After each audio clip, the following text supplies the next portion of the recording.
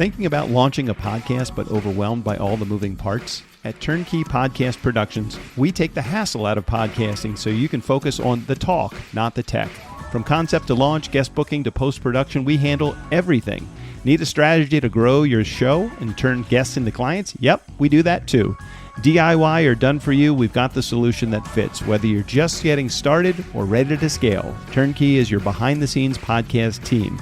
TurnKey Podcast Productions. Your voice, your message, fully produced. Learn more at turnkeypodcast.com/contact. That's turnkeypodcast.com/contact. Here's what's next on the Nice Guys on Business. That's really what it's about. I see so many people that try to diversify or pick up all of these different services. Like you were saying, general law. If you're talking to a firm that does like several different, unrelated practice areas, I mean, it's kind of like going into a cheesecake factory. Sure, some of the food's going to be pretty good, but like there's not any one dish that's going to blow your socks off. And so you should be very wary of those firms that do a little bit of everything. Well, I don't know how to put this, but I'm kind of a big deal. People know me. I'm very important. I have many leather-bound books, and my apartment smells like the Nice Guys on Business. Go from where you are now to where you could be. Get expert tips to grow your business, to be more productive and more efficient, whether you're trying to build influence, grow your community, or make it rain. Best-selling author of Nice Guys Finish First, Doug Sandler, can lead the way. The Nice Guys on Business is produced by TurnKey Podcast Productions. Now, here's your host, Doug Sandler. All right, Nice Guy community. Today on the Nice Guys, we got Chris Rose. He's the founder and CEO of LegalFlare.com. Boy, I screwed that up. Oh, right out of the gate, I've already screwed this up. Have you listened to any of our episodes? You know we're totally a fuck up of a show, right? You realize that, right? I'm so excited. The first show I heard that fuck, and I was like, okay, this is my audience. I love this. So, Nice Guy community, what's so fun about Chris is that when he actually applied to be on the Nice Guys, we have this application that he filled out, and every spot that had his name is Chris fucking Rose as opposed to Strickland fucking Bonner. So that was really cool. So Chris, he's got a razor sharp take on the consumer side of law and actually the B2B side of law specifically. He brings both heart and hustle to a field that sorely needs it. Let's dig in about how he's shaking things up in the legal community, one case at a time. Chris, I'm excited to chat with you. Welcome to the Nice Guys on Business podcast. Hey, Doug, thanks for having me. I've been looking forward to this for, I think it's been like 5-6 weeks, something like that. So this is awesome. Sorry it's taken so long to get you on. I'm either very lazy or we have a very busy guest list. You get to pick.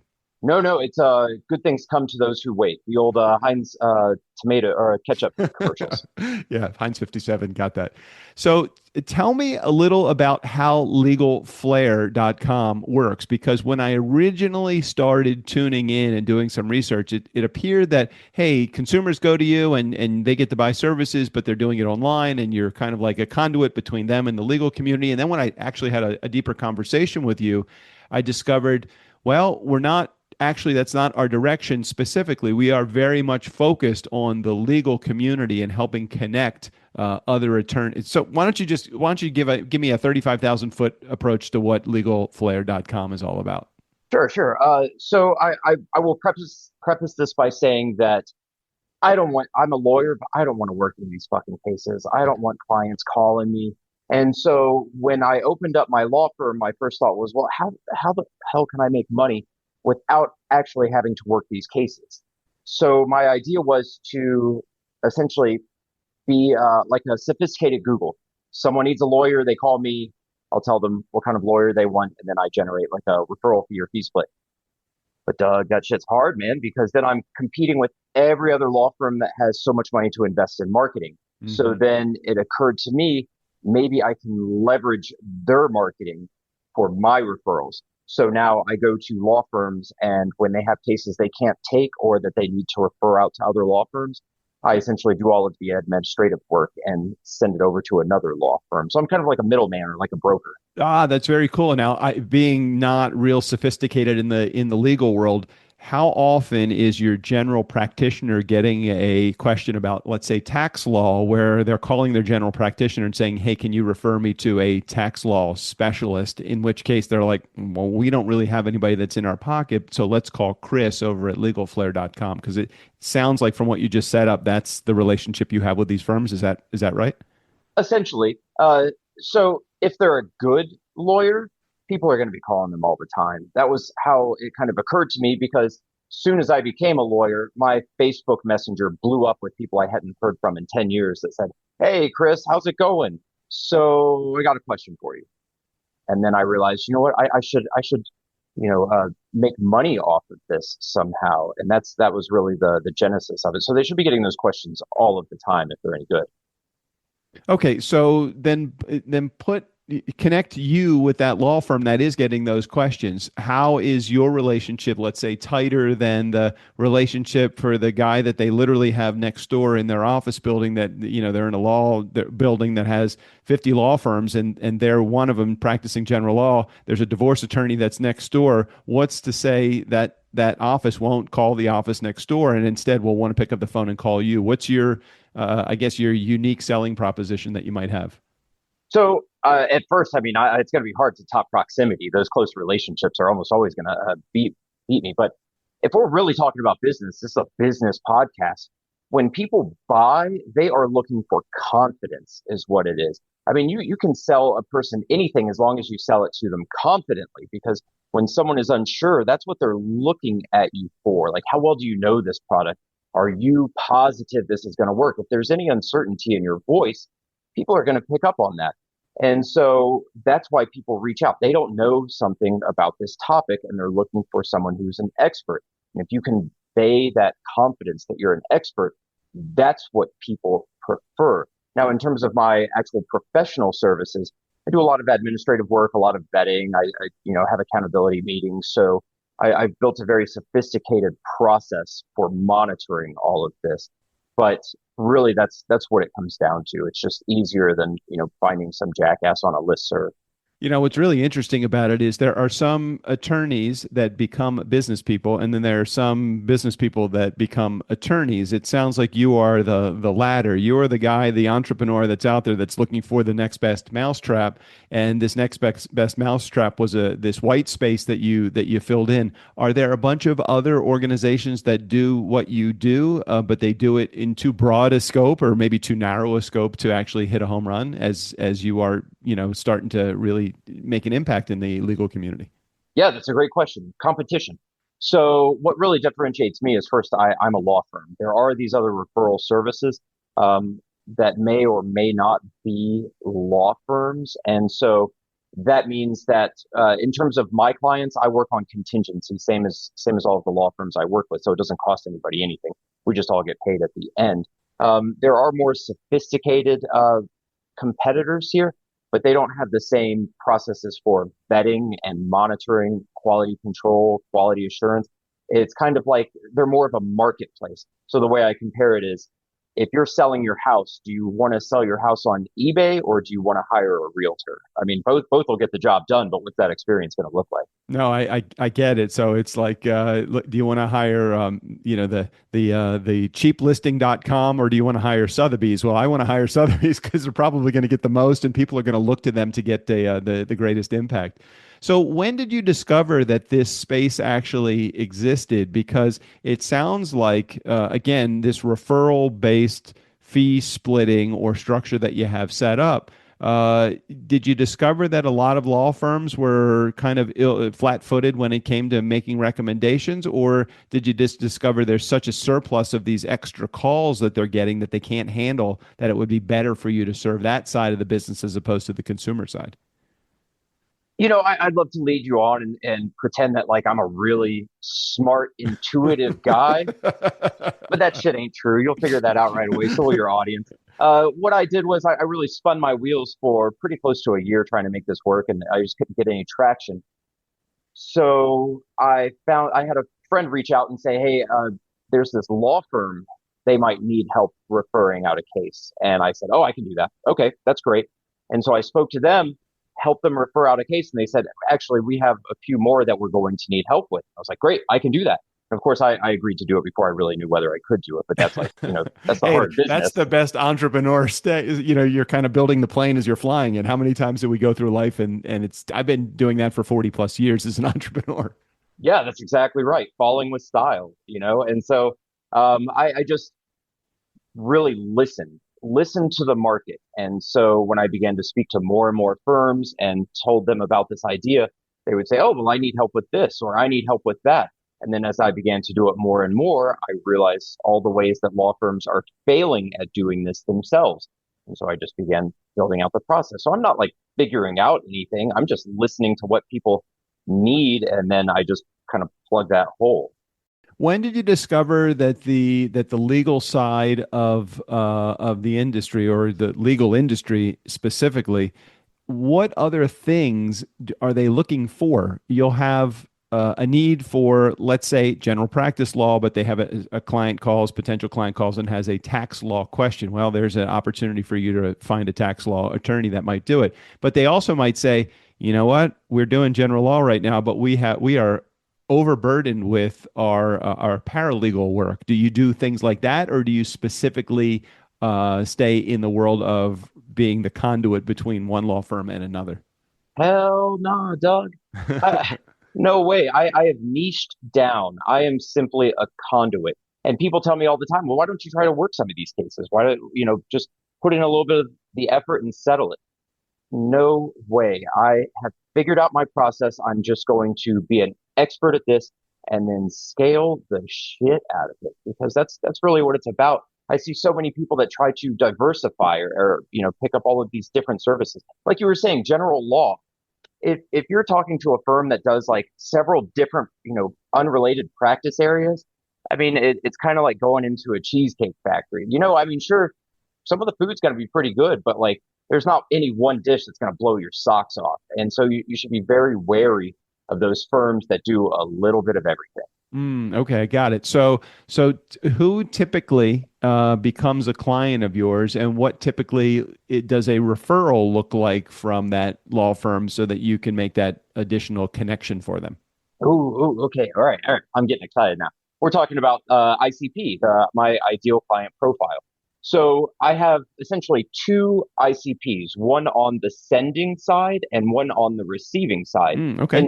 In terms of the firms that send me leads and cases, they're usually larger firms that have large marketing budgets, but maybe focus on only pre-litigation, personal injury, maybe employment law, some work comp, things like that. And so they're getting a lot of people ringing their phones, but they just naturally can't take all of those cases.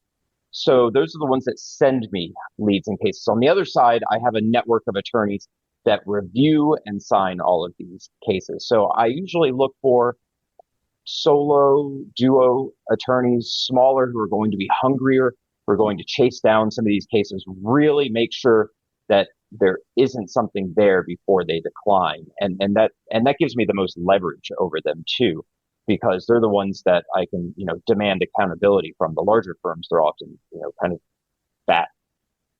I'm discovering, or I'm thinking that there are a number of firms that, through the test of time, you can determine whether they're sending you all of their cold cases or the dead leads that go nowhere. So that becomes there's got to be some level of accountability for the sender of those cases too, because I would assume not all cases are meant to be yours or meant to be referred out. They just don't want to call them dead because they might see a potential dollar sign in their eyes. Is that right? Yeah, that's exactly right. Some firms are better at keeping all of that revenue, all of those valid cases. Some firms are actually pretty terrible at it. And they let a lot of cases fall through the cracks, and I act as a layer of redundancy. But you're right. I mean, when you say that, I've got one firm in mind that I'm working with that we're going to give them a few months, but they're pretty good about either keeping all of their great cases or just sending me all of the discount DVDs. And so there's just that. Understood. They're sending you the Be Kind and Rewind VHS tapes when they should be sending you MP3 files. Yeah, that's exactly right. So we'll give them a little while, but yeah, I'll probably have to cut them loose before long. Tell me about your journey just as a business owner, because I'm really curious. You're a legal guy, you're in the legal world. As you said earlier, you're an attorney, and that was an area that you thought originally that maybe you would be doing some work in, but you discovered later on that that actually wasn't something that you enjoy doing as much as the business side of things. Tell me a little bit about that part of your journey. Yeah, yeah. Okay, so we'll relate it back to law school. I did well in law school, but what I really wanted to do was just walk around and bother other students. Like that was my jam. So out of law school, I became a lobbyist because I thought that would be fun, and I like politics and I like networks and relationships. But man, that shit's boring. You ever sit through like a committee hearing or a city hall meeting? Like some of those punch me No, in the face. They're right, brutal. right. So I moved into sales and marketing, working for a legal services provider. And that's when I really was exposed to business and the startup community. And that's like, I found this passion for efficiency and, making a shit ton of money. So that's what I want to do. So I really focus on how can I create a business that I can just build a process, a system, and then just scale it as quickly as possible because that's how I'm going to find myself on a yacht in like 15 years. If I'm just like working on single cases, that's a 1-to-1 ratio, Right, and so it's right. just not going to work. Right. Yeah, we've often used our podcast guest seat as I call it the guest to gold strategy. Oftentimes we'll find people that are potentially really good individual clients, and that's wonderful to be able to have somebody that will turn into a client after you build a relationship with them. But once you're done launching that podcast and moved on to production, that's the end of that revenue stream. However, you find somebody that sits in that guest seat and becomes a referral source of business for you. Now all of a sudden you have a one to many model. So I really appreciate the fact that the one to many model oftentimes is gives you yacht money as opposed to gives you grocery money. Yeah, that's exactly right. I think of some of those. When I go to conferences, I go to a shit ton of conferences, and a lot of people are focused on speaking to the attorneys, the specific people that they're trying to sell to or trying to create a relationship with. But I think of the community conferences in terms of nodes. Like every attorney is like an endpoint. That's a dead end. You may get something out of it, but you are going to expand your network and expand the possibilities by speaking to the nodes first. And those are often, vendors, people selling things, the conference hosts. And Right. so those are all the first people that I meet. And that's exactly right. The one to many. Who are the people that can give me the many? So I love that you said that. No, I built an entire career on that, and then I built an entire podcast production business on that, and then a strategy based upon that. It just seems to make the most sense to me to go after the solo client. Yeah, it's great and it will pay the bills, but as soon as you're done with that client, it's like, okay, now I need to go find another client again. I'd much rather work with. I love how you refer to it, the nodes. Much rather refer to the nodes, the referral sources, the ones that have the same market that they serve, but they don't compete with me. They complement the services that I provide. It seems to be a much better way and a much easier way. You never find yourself having a sales conversation. You're always just having a relationship build conversation. Doesn't that make, as a business owner, doesn't that make much more sense? Yeah, exactly right. But I mean, come on, we both know a ton of business owners who are not good business people, like That's right. I mean, throw a rock, right? Walk into any number of doors. Half of them are going to be people who are running shitty businesses.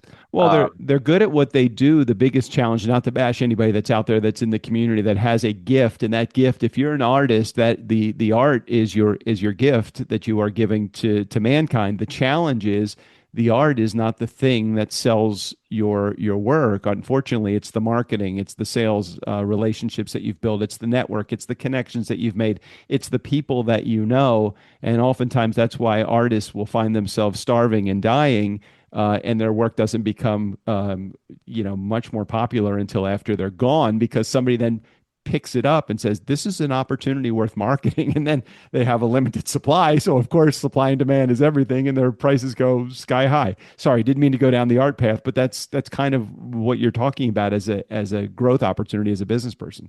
I think what you are talking about is passion. Like, what is your passion? Is your passion working in this business, like providing that service or creating something, that's great. Love that for people. And they're going to create really quality products because their passion is in refining that skill set. For me, my passion is, I mean, I guess it goes back to like video games. I really try to gamify business. And so how can I just get better and better and better and win the game? And legal referrals is simply just the specific game I'm playing. So talk about your ideal client for a second. Let's talk to our community because right now we have, let's say we have a community of 1,000, and in the 1,000, you're not going to be talking to all 1,000 that are listening. Maybe from a business perspective, the lessons that you learned would apply to all 1,000, but let's just talk specifically to those that are in your market. So let's take the 1,000 and let's narrow it down to talk specifically to the person that is ideal for you to speak to about the services that you provide. Who is that? Yeah, so that would be it's usually decision makers within larger law firms. We're talking, COOs, CMOs, managing partners, and they're the ones that are going to have a very good view into the intake. How many people are calling their firm every day? What does that look like? How much money are they spending on marketing? And then the other part of it is how good is their intake? How many of those cases are they able to retain? Some firms, they just don't take certain practice areas. Like, let's say they only take personal injury, like car accidents. A lot of people are calling them saying they got hurt on the job. That's actually work comp. So a lot of firms will just let those people say, go, hey, we can't handle that. I'm Hmm. sorry. Whereas I say, no, no, no, send that person to me. I will set them up with an excellent law firm, and then I will create a fee split or a referral fee, depending, on the jurisdiction. So it's really attorneys, managing partners, COOs, CMOs within law firms who want to maximize the revenue, get the greatest return on their marketing spend. And that's those are the I mean, yeah, so if that's you, like, call me, come find me, throw a rock Got at it. me. Got it. So Chris is looking for those specific characteristics on the ideal client profile that he has just provided you. If you fall into the I'm one of 1,000 and I love this idea and I love his journey and I want to talk about the yacht money, great, but don't call Chris. That's not what he's not selling coaching services to that audience member, to those in our nice guy community. He's looking for those larger law firms. He just went through the ideal client profile, so just check it out, and we'll put a link in the show notes for his website as well. What should I be asking you that I haven't asked you, Chris, as it relates to the business that you're running, or what information do you want to get out to them? Yeah, information. I would just think that what I really try to tell people and encourage in people is to be solution oriented and business minded. Like, whether that's the people that want to work with me, or even just the larger audience that's listening. Always be thinking about, like, how can I solve a problem? How can I make this a little bit better? Right. And to do it authentically as well, which sometimes means fucking swearing at people. No, Strick and I both appreciate that very much. So those that are in our community, take a look at the show notes again. Check the link in the show notes if you are appealing to the ideal client profile that Chris has just laid out. Let's connect. If you want to talk more about the entrepreneurial game and how to make your journey even more effective and efficient, check the show notes. Not for Chris's, but for my contact information. Also, happy to share with you any information about how to get there. Legal stuff, Chris. Non-legal stuff, business related, me, unless Chris, of course, you would like to be bothered by all those in our community that will reach out to you. I mean, I love being popular. That's really. let's not uh, make let's but not yeah. you're probably more of the expert than I am. That's why I'm on your show.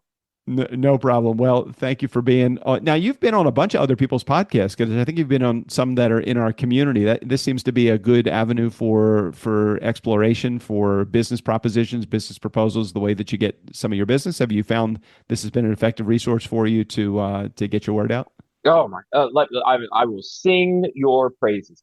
This has been so great because the people that have heard me on these podcasts, the people that have reached out has been phenomenal. I really underestimated the value being a podcast guest until I started showing up on these and just like, you know, getting that response from the audience has been tremendous. Now I'm going to be a podcast for. There's got to be, well, that's okay. That's a good whore to be. There's got to be a ton of legal podcasts. I mean, I know that we have several in our small network of podcasts alone, but if I go to Spotify or Apple Podcasts, I would think there'd be a ton of legal podcasts. Oh, there definitely are. And I'm knocking on every single door. Like, hey, can I bring my soapbox and let me talk to you guys for a few All minutes? good, man. All good. Sounds like a good proposal there.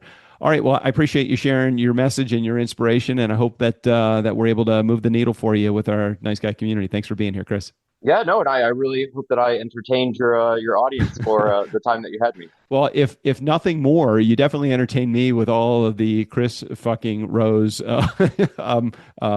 namesakes that you shared on the application. Thanks for being here on the show. My pleasure, Doug. Thank you a ton. Nice guy community. Never underestimate the power of nice. Again, special thanks to Chris Rose. All of his information, including access to his website, right there in the show notes. Steve O'Brien, go ahead and take us out of here. Are you sure the legal department cleared this? Okay then. For the nice guys on business, I'm Steve O'Brien.